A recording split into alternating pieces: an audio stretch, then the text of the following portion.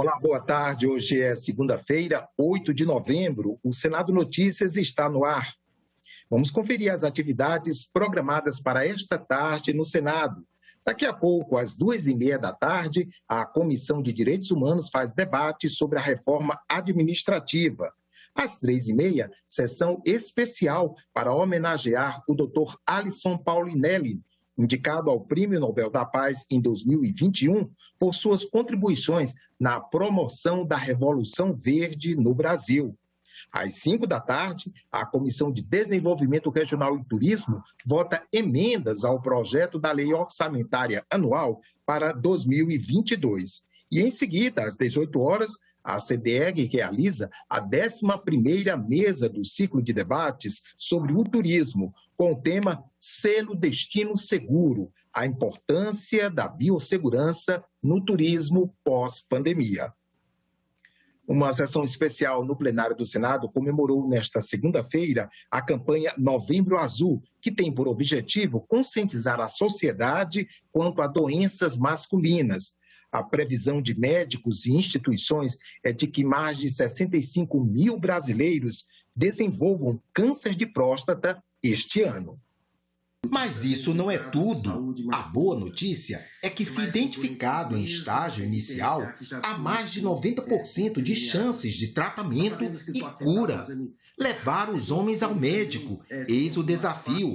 Pesquisa feita com 1.800 homens entre 18 e 65 anos, no Brasil, Argentina, Colômbia e México, acendeu um alerta. 62% dos brasileiros e 73% dos latino-americanos só visitam o médico quando têm sintomas insuportáveis.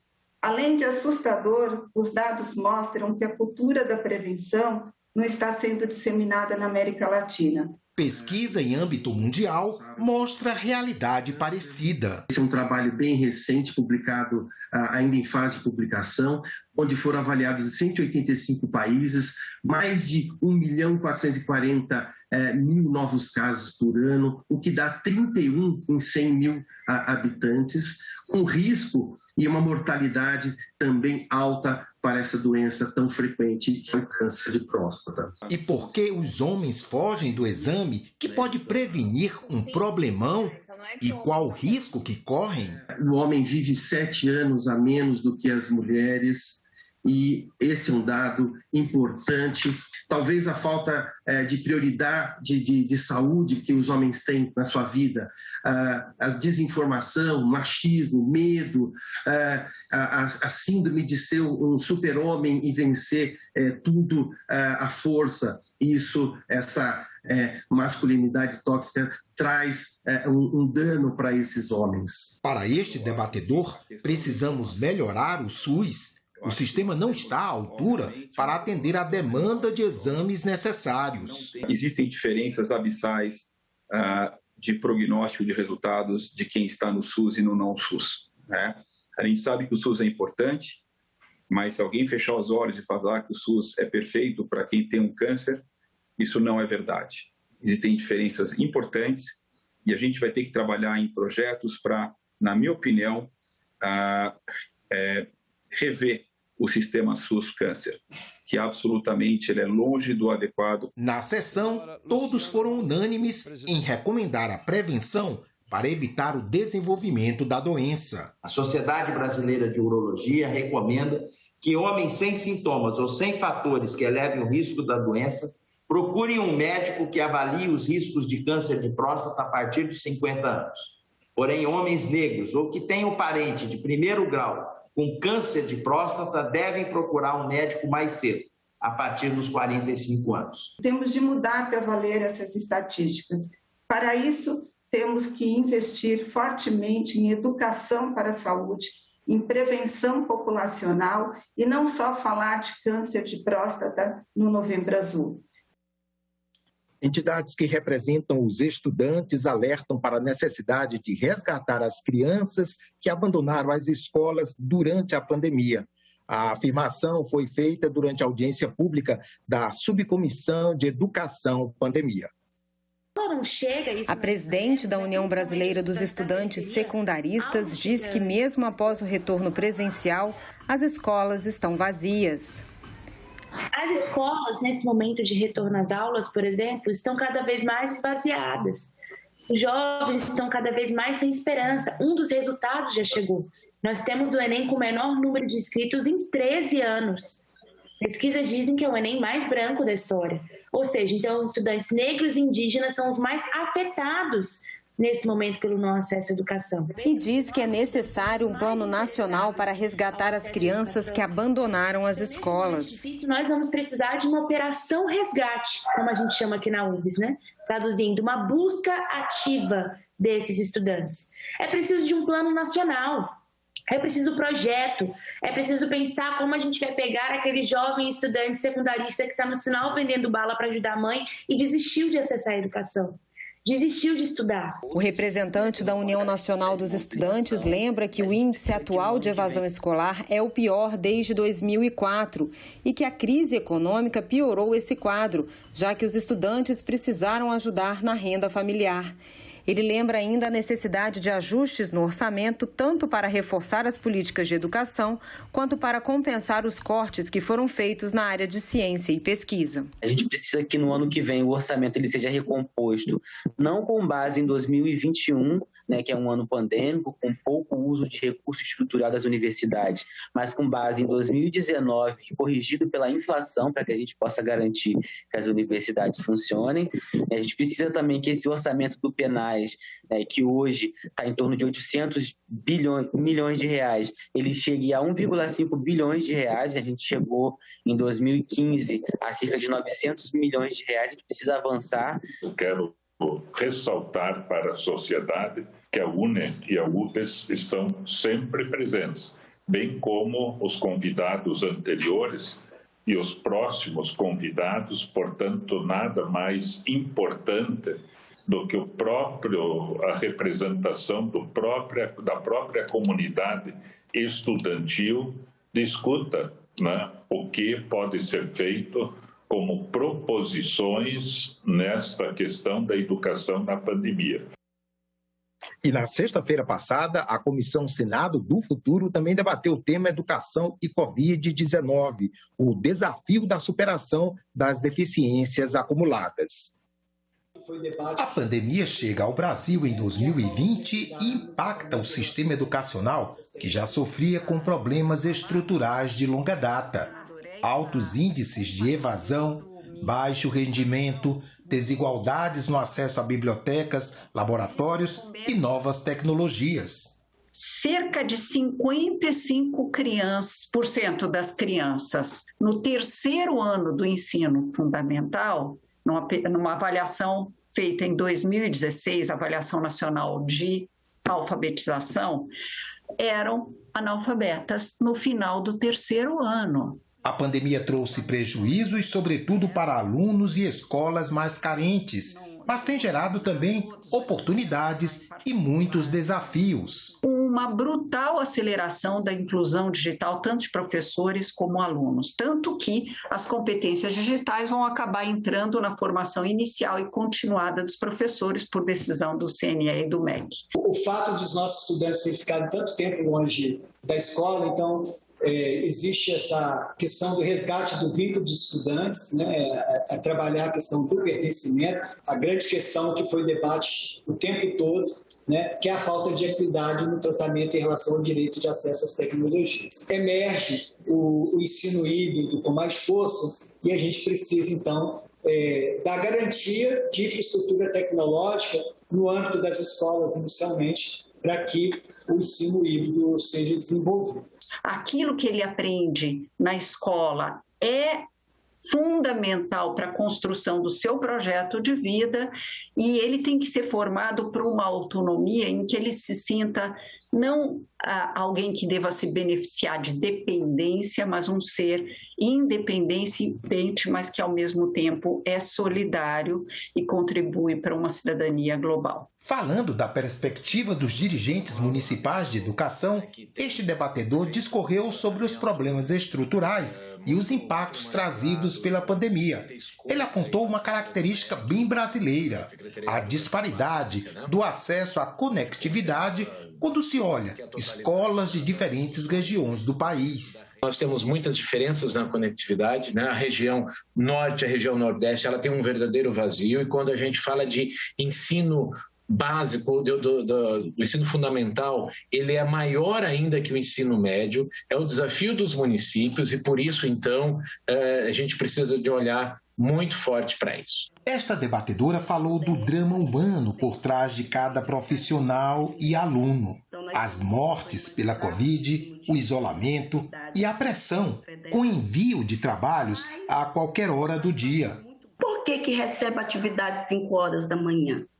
Porque os pais que saem 6 horas para trabalhar, eles estão acordando os seus filhos às vezes 4 horas da manhã para fazer as atividades, e na hora que termina já encaminha para o professor. Então o professor estava trabalhando e está trabalhando 24 horas por dia. Nós passamos por um período onde todas as pessoas tiveram grandes perdas, e foram perdas humanas, né? Onde as pessoas, onde o nosso aluno, onde as famílias dos nossos alunos, os nossos professores tiveram essas perdas, e eles estão todos doentes emocionais. O Sistema Nacional de Educação pode ser votado em breve na Comissão de Educação do Senado. A proposta prevê a execução das políticas educacionais de forma integrada entre os entes federados. O projeto, de autoria do senador Flávio Arnes, foi apresentado em 2019 e cria um regime de cooperação entre União, estados e municípios para que a gestão e execução das políticas educacionais sejam aplicadas igualmente em todas as regiões do país. Essa colaboração já está prevista na Constituição, mas nunca foi regulamentada. A constituição de uma instância definidora de estratégias, de políticas, com a participação, metas pactuadas entre os 3 entes federativos, como já acontece na saúde, com o SUS, Sistema Único de Saúde, na assistência, o SUAS, até na segurança pública, tem o SUSP, que é o Sistema Único de Segurança Pública. E na educação, isso faltou. A proposta entrou na pauta de votação da comissão após várias audiências públicas e debates sobre o tema. Segundo especialistas do setor, a pouca cooperação entre os entes federados é um dos motivos da ineficiência e das falhas nas políticas educacionais. A pandemia deixou escancarada a necessidade de um Sistema Nacional de Educação. Se a gente tivesse tido um Sistema Nacional de Educação, possivelmente a gente teria tido uma coordenação nacional mais robusta para a resposta à pandemia. Infelizmente não tivemos, em termos de suporte técnico, em termos de narrativa, em termos de recurso. A bem da verdade, estados e municípios estão respondendo de uma forma muito heterogênea à pandemia. Infelizmente a gente tem lugares que estão com o pacote completo e temos redes que ainda estão se planejando. E eu creio que isso significa dizer quais são os insumos que não podem deixar de constar do Sistema Nacional de Educação, ou seja, o acesso a computador e o acesso a copiador e impressora é desigual nas escolas públicas e privadas brasileiras. A sala de biblioteca e a sala de leitura, laboratório de ciências é extremamente desigual a distribuição, laboratório de informática. Para o governo, a implantação do Sistema Nacional de Educação é complexa. Não podemos dizer que nós não temos, de alguma forma, um sistema colocado, um sistema real, que foi evoluindo e que tem, portanto, muita sabedoria, porque foi amadurecendo com muito tempo. Então, uma ruptura com esse sistema atual pode não ajudar o sistema a se consolidar, porque o Sistema, talvez, Nacional de Educação, ele seja mais complexo em termos de articulação do que a sua comparação com o Sistema Nacional de Saúde. Além das audiências públicas e debates temáticos, o relator da proposta, senador Dário Berger, fez mais de 50 reuniões com entidades e especialistas da área da educação. Em seu relatório, o senador incluiu a Comissão Intergestores Tripartite da Educação em âmbito nacional e as comissões bipartites de educação no âmbito dos estados.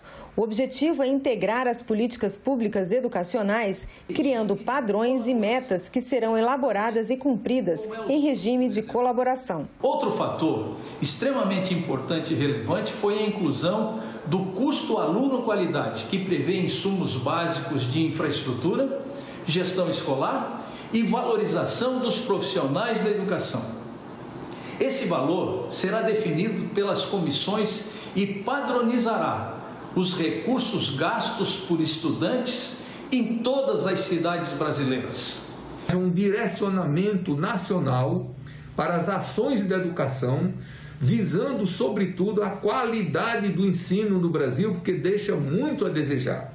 Nós esperamos aprovar na Comissão de Educação no dia 11 de novembro e, em seguida, levarmos para ser aprovada no plenário do Senado.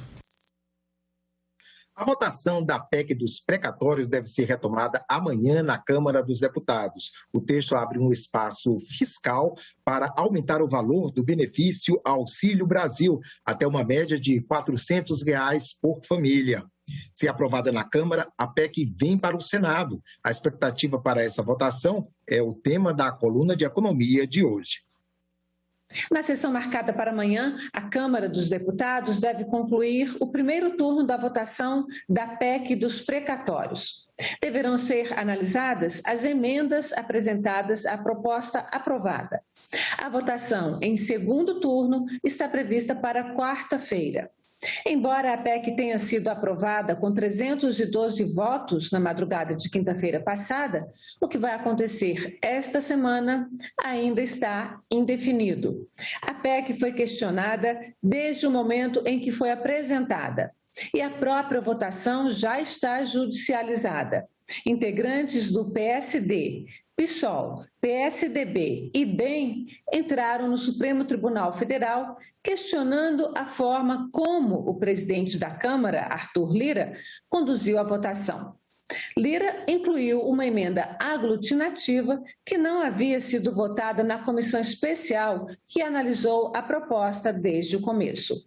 Outro ponto de questionamento é a mudança de última hora feita no regimento da Câmara para permitir que 20 deputados que estão em viagem à Escócia para a COP26 pudessem votar, mesmo oficialmente afastados dos trabalhos da Casa. Na ação, os deputados pedem ao STF que suspenda a tramitação da PEC até que a validade dessa primeira votação seja analisada no tribunal.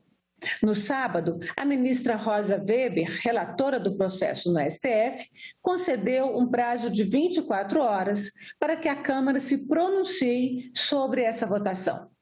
Do ponto de vista do orçamento propriamente dito, a PEC modifica a forma como serão feitos os pagamentos dos precatórios previstos para o ano que vem e muda as regras de reajuste do teto de gastos. Com essas mudanças, a equipe econômica pretende inserir no orçamento recursos suficientes para pagar a ampliação do programa Auxílio Brasil, dos atuais 14 milhões e 600 mil pessoas para 17 milhões de brasileiros. Espera ainda aumentar o valor médio de R$ 190 de hoje para cerca de R$ 220. Assim, a equipe poderia chegar ao valor de até R$ 400 por família, divulgado pelo governo. Caso a PEC seja aprovada em segundo turno na Câmara, ela seguirá para o Senado, onde fará o mesmo percurso de 2 votações. Mas existe o risco de a emenda não ser aprovada. E, neste caso, a equipe econômica terá como saída a abertura de créditos extraordinários no começo de 2022 para pagar a ampliação do programa. Ficamos por aqui. Você pode rever as reportagens desta edição na nossa página na internet, senado.leg.br/tv. Obrigado pela companhia e até a próxima.